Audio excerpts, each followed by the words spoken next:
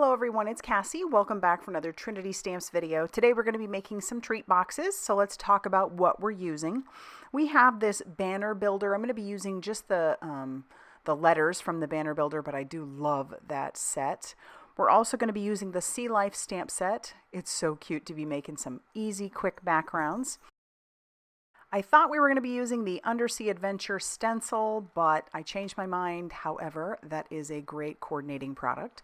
But here is our treat box and our shaker add-ons. And these, the treat box goes fine just by itself, but I'll tell you, if you want to step it up, the shaker add-on is the way to go. So I am going to show you how to make the box. I know that others have showed you. Mine might be a little bit different way. This is the easiest way for me. But we're going to go ahead and get started making some backgrounds. Those backgrounds are going to be the shaker or the treat boxes. So I've got 4 pieces of watercolor paper. They measure 6 inches by 6 inches because that's the size of our treat box die. I have 3 different distress spray stains. We've got our broken china, cracked pistachio, and speckled egg. I'm going to start off with our broken china, move on to some cracked pistachio, and then our speckled egg. I've put this into just a little makeshift splatter box. I'm going to heat set that. And I am going to, once that's dry, we're going to splatter it again with the colors again, because I just want to change up these or play with these backgrounds. This to me is one of the best parts of card making is background making. And I love how those distress spray stains look on watercolor paper once they start to dry. And I love how textured that really does look. So I'm going to let that get mostly dry. And I am going to repeat this process for all 4 of those backgrounds. You know, gotta make 4 of them. So I sprayed a little bit more of our broken china, then some cracked pistachio, and then again with the speckled egg. And then I'm going to heat set that. I'm going to be super happy with how that turns out. But you definitely want to do this on watercolor paper because they're wet mediums. All right, so there are 4 backgrounds. I love how they all look. They're different, but they will go together great. So now I'm going to just spritz a little bit of water on that just to kind of get some water droplets, let that sit for a few seconds, and then blot that up with a microfiber cloth. It doesn't do a whole lot, adds a bit more texture to those backgrounds, and then I'm going to make sure that those are nice and dry before I move on to doing the die cutting. You definitely want to make sure these are dry before you try and die cut, because otherwise it'll tear the paper. So like I said, that treat box die measures 6 inches by 6 inches. And so you could do this on lots of your scrapbook paper, your 6x6 pattern papers, whatever, and get lots of fun little treat boxes out of that. We've die cut that 4 times. And there are scraps, not a whole lot. So we'll get rid of that. And then I am going to reinforce each of those score lines because that's the neat thing about this treat box. It does score all the lines for you. And remember, I did this on watercolor paper, and watercolor paper is usually a little bit thicker. So I'm going to use my Teflon tool to reinforce each of those score lines. I love this tool so much. I use it all the time, pretty much for every card I make. All right, so we've done that with all 4 of those now. I'm only going to put together one of these on screen for you because it's obviously going to be the same process over and over again. But we're going to go ahead for our first part. We want to put some rip and stick tape down. And just to make sure that this stays really, really well, I put some rip and stick, and then I grab some Crafty Gluefriend, and then I am going to attach down one treat box to the other. So that will make one treat box. We'll save the other 2 for the other treat box. Okay, since we want to make this a shaker, I'm going to pull out the shaker add-on die, and we'll grab this top die. It has these 2 plates on top, and those are to line it up with those score lines, and you want to make sure that it stays right in those lines. Yes, the die cut part goes beyond, but that's okay. That's what's going to make that shaker so cool. Then I'm going to die cut out 2 of these because obviously we're making 2 treat boxes, and I'm going to reinforce all those score lines. And we are going to even die cut out, this is going to be our background, but we're going to die cut out some acetate as well using one of the other dies. And there are more dies in there for decoration as well, but we're not going to go into those just yet. So I've folded all of my pieces there. We've die cut, now we're die cutting the acetate, so I'll have 2 of those. And I'm going to reinforce those score lines as well after I kind of wipe that off. Because yes, it will score the acetate. And then I'm just going to kind of play around with that just to show you how that's going to fit over the top of your little box. And you can use that as a shaker. Now, I've seen people put the box together first and then insert it inside. I wanted to try something different. And to be honest with you, this for me was a little bit easier. So I'm going to take my rip and stick tape and I'm going to put it right at the top, just right to the score edges.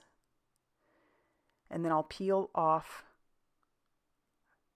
the release paper just on the top and the bottom, because that's the only place I put it. And then I'll line that acetate on there, lining up with the score lines. So we'll have that hanging over kind of inside the treat box.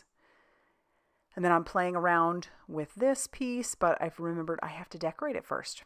So we're going to open it up. We'll pull in our Sea Life stamp set, and I am going to put this inside of my mini Misty. At first I thought I would do it with a stamp block, but I thought let's not make that mistake. Otherwise we'll be die cutting more of these. So I'll put this inside my mini Misty, use those magnets to hold everything down, and then I'll put this piece or this stamp right on the inside, and then we're going to stamp that down using some VersaFine Clair Nocturne ink. It's just a very crisp black ink. It's a pigment ink, and I want that black to be very, very dark. So I'm going to stamp it a couple of times, and we'll do it for both of the pieces for both of the treat boxes. All right, and it's at this point that I realize that I probably should have decorated the outside of my treat box before I put my acetate on, but hindsight, right? Now I know.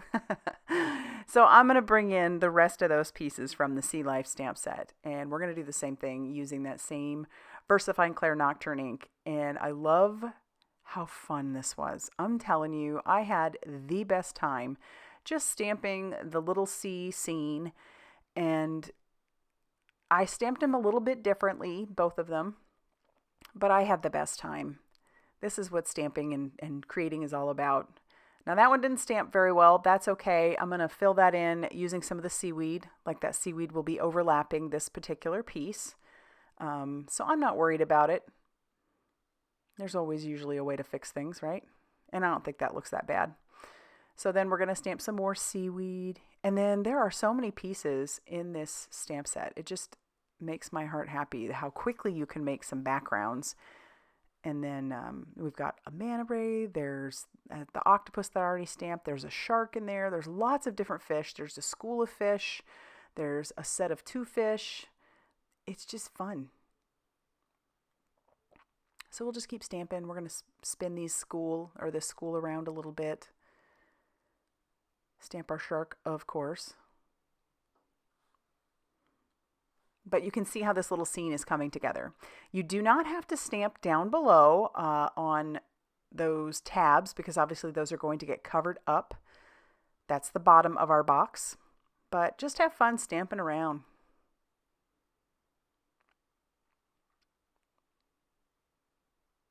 You can see those 2 little fish, and those are easy to flip as well. And I had a lot of fun with that one. Okay, next thing I'm going to do is I'm going to put some more of that rip and stick on the edges. And I'm kind of playing around trying to, in my mind, think about where the tape is supposed to go to connect.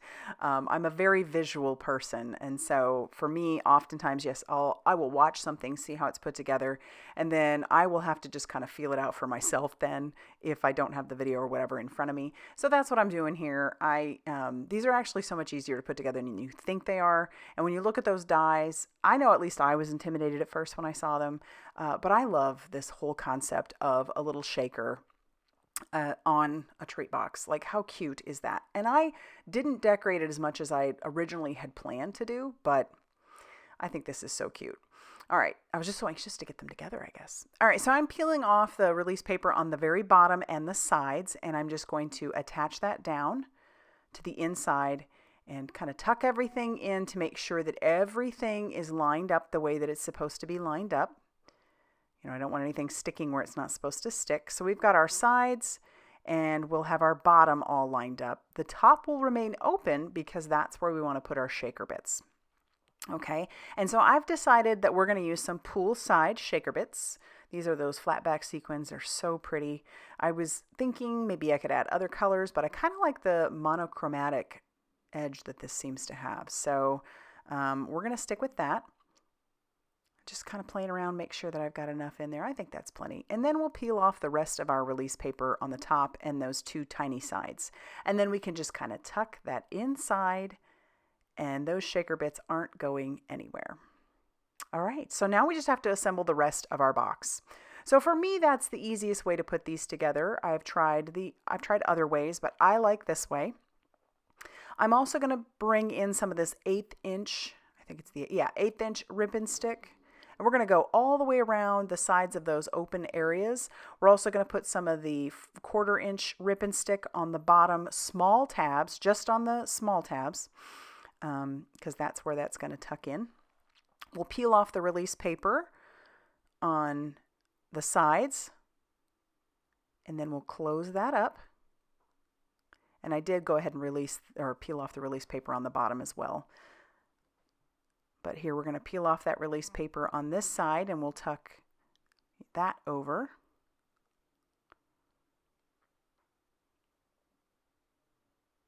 And then I am going to use a little bit of the Crafty Gluefriend on the bottom. I just love the extra security that it gives. I think the ribbon stick works great, but this is watercolor paper, and I did add some texture to that, you know, with all the stress spray stain, and I just want to make sure that that stays. So better safe than sorry, right? Okay, before I close that up, I have to put some ribbon stick on here as well on this tab.